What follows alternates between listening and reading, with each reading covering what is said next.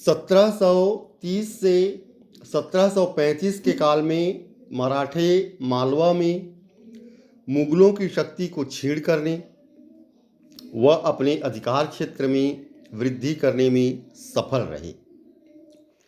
इसके बाद पेशवा बाजीराव की गतिविधियों का चौथा दौर 1735 से 1740 तक का काल प्रारंभ होता है। इस काल में मालवा में और अधिक विस्तार, राजपूतों से संपर्क में वृद्धि, बाजीराव का दिल्ली पर आक्रमण, निज़ाम पर विजय, नादिर शाह के विरुद्ध कूच, नासिर जंग पर विजय तथा चिमनाजी अप्पा की विजय तथा चिमनाजी अप्पा द्वारा वसीन की विजय आदि घटनाएं घटी। इस तरह यह बाजीराव के अथवा मराठों के काल के विस्तार का एक चौथा दौर था।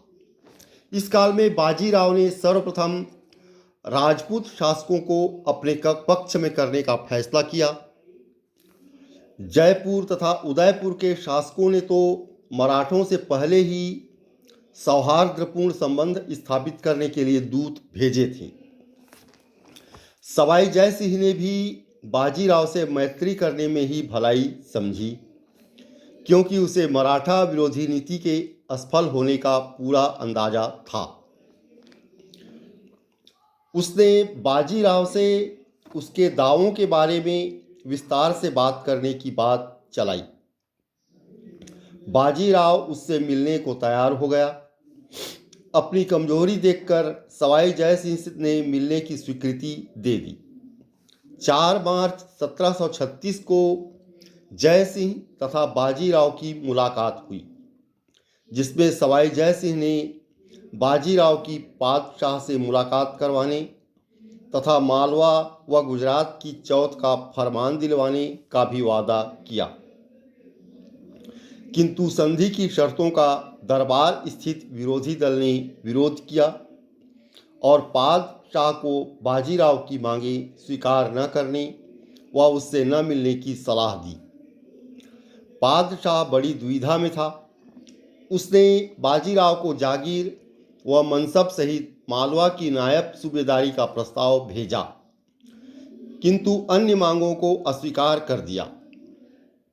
इस स्थिति में बाजीराव के वकील ने और भी अधिक मांगों को सामने रखा, जैसे मालवा की सूबेदारी व जागीर, मांडू, धार, रायसेन के दुर्ग, इलाहाबाद, बनारस, गया, मथुरा आदि तीर्थ स्थानों पर अधिकार, दक्कन की सारी भूमि जागीर के रूप में तथा बंगाल के राजस्व में 50 लाख रुपये के हिस्से की मांग की गई। स्पष्ट है कि उक्त शर्तों पर कोई समझौता नहीं हो सकता था। संधि वार्ता के विफल हो जाने के बाद बाजीराव ने नवंबर 1736 में 50,000 घुड़सवार सेना के साथ मालवा की ओर कूच किया। खाने दौरान कमरुद्दीन खां, अभय सिंह तथा सादत खां की फौजें उसका सामना करने के लिए आगे बढ़ीं।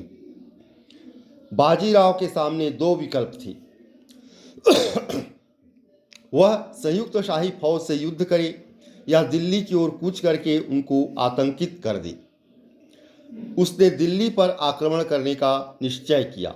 यद्यपि इस कार्य में बड़ा जोखिम था, किंतु बाजीराव बड़े जीवट का आदमी था। जाटों व मेवातियों के इलाके से होता हुआ 40 मील प्रतिदिन की रफ्तार से वह 28 मार्च 1739 को दिल्ली जा पहुंचा तथा प्रतिरोध के लिए आई दिल्ली की 8,000 फौजों को हरा दिया। बाजीराव के आने से राजधानी में आतंक की स्थिति छा गई तथा लोग दिल्ली की लूट की उम्मीद करने लगे। किंतु बाजीराव का लक्ष्य अपने शक्ति प्रदर्शन से आतंकित कर पादशाह से अपनी मांगे मनवाना था। इसलिए जानबूझकर उसने शहर से बाहर कैंप लगाया। 31 मार्च को मालवा की सूबेदारी तथा 13 लाख की वार्षिक धनराशि की अदायगी का आश्वासन दिए जाने पर वह यहाँ से हट गया। आगरे से मुगल सेनापति की फौजें जब दिल्ली पहुंची तब तक वह ग्वालियर पहुंच चुका था। 6 जुलाई 1737 को वह पूना जा पहुंचा। उधर निजाम, जो कि ऊपर से बाजीराव से आधे से संबंध बनाए हुए था, बाजीराव की सफलता से चिंतित हो उठा। वह पवार के मराठा विरोधी दल को बराबर उकसाता रहा था। उसने साथ में पादशाह को भी बाजीराव की मांग स्वीकार न करने की सलाह दी। पादशाह के बुलाने पर उसने दिल्ली की ओर कूच किया। 3 जुलाई 1737 को मराठों के संबंध में विचार विमर्श हुआ। निज़ाम उल मुल्क ने मराठों को कुचलने का वादा किया।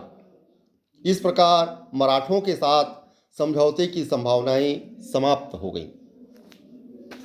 अक्टूबर 1737 में निज़ाम मालवा से मराठों को निकालने के उद्देश्य से आगे बढ़ा। उसके पास 30,000 की सेना, अच्छा तोपखाना, स्थिति के अनुरूप कार्य करने की सत्ता, सभी कुछ था। छामुनी नामक स्थान पर सादत खां तथा बुंदेलखंड व राजपूताना के बहुत से सरदारों की फौजें उससे आ मिली। भोपाल में उसके पुत्र तथा नायब नासिर जंग द्वारा पर्याप्त सेना के साथ आ मिलने से पूर्व ही चिमनाजी अप्पा द्वारा युद्ध छेड़ दिया गया। वह बिहार व खानदेश की सीमा से बराबर निज़ाम पर नज़र रखे था। इस बीच बाजीराव भी 25 अक्टूबर 1737 को 80,000 सेना के साथ आगे बढ़ा तथा अपनी सूझबूझ व युद्ध कौशल के बल पर दिसंबर में निज़ाम को भोपाल के किले में शरण लेने के लिए विवश किया।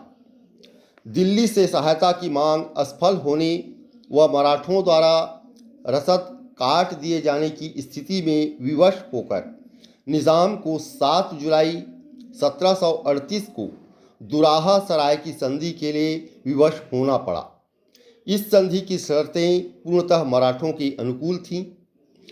निज़ाम ने संपूर्ण मालवा का प्रदेश तथा नर्मदा से चंबल के इलाकों की पूरी सत्ता मराठों को सौंप दी। उन शर्तों को बादशाह से मंजूर कराने तथा 50 लाख रुपये की राशि की अदायगी का वादा भी किया। इस प्रकार मालवा का प्रदेश एक प्रकार से मुगल साम्राज्य से छिन गया। और इस चौथे दौर में मराठे अर्थात पेशवा बाजीराव न केवल मालवा बुंदेलखंड में अपना स्थायी साम्राज्य स्थापित किया, 4 मराठा साम्राज्य की स्थापना हुई। मराठा सत्ता को सुदृढ़ता मिली, वरन उनकी मराठा सत्ता की धाक पूरे दिल्ली तक, मुगल सम्राट तक मराठा सत्ता की धाक जम गई।